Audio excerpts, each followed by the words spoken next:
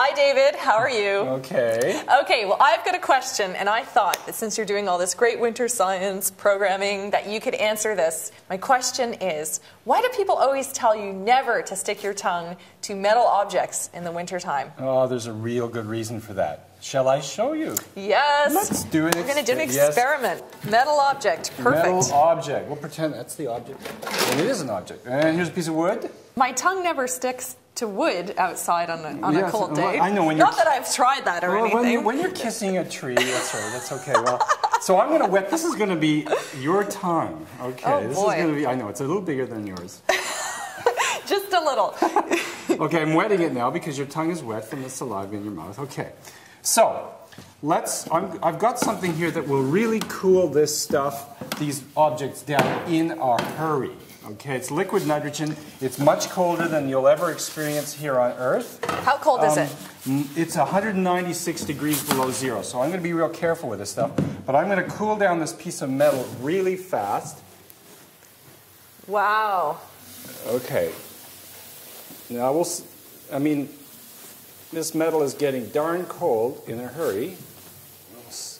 Okay, so I've got the wet tongue here. Okay. Why don't you put that tongue against the metal?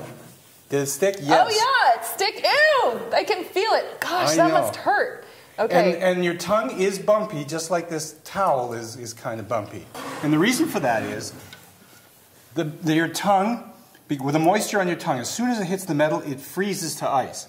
And the metal conducts the heat away from your tongue so fast that the ice doesn't have a chance to melt, so it continues to stick.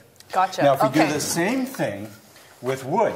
So it's really got to be cold. Yeah, minus 10, minus 50. On those really cold days, that's when you got to be real careful. And of course, kids, don't ever try this at home. No. Don't ever try this at home. Not even if you don't have liquid nitrogen, don't try it. Okay, so here we go. I'm cooling off the wood just the same way. Okay. And we'll take the tongue. Got the wet tongue. Okay, and try it. Go ahead. It not sticks. Really, tiny bit, but it's not stuck. Absolutely not. You could hug a tree on a really, really, really cold day.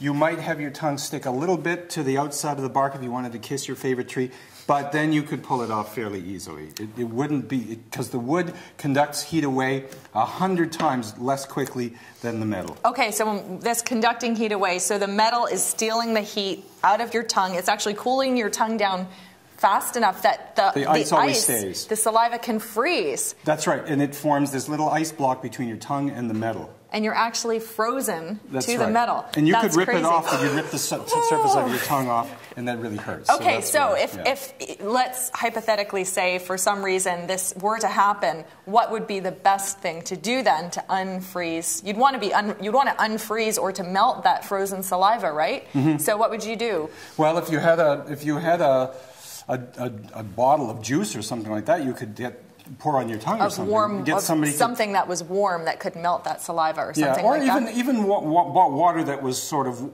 fairly warmish. Just pour it quickly. So you just get enough water there to quickly break that little ice bond.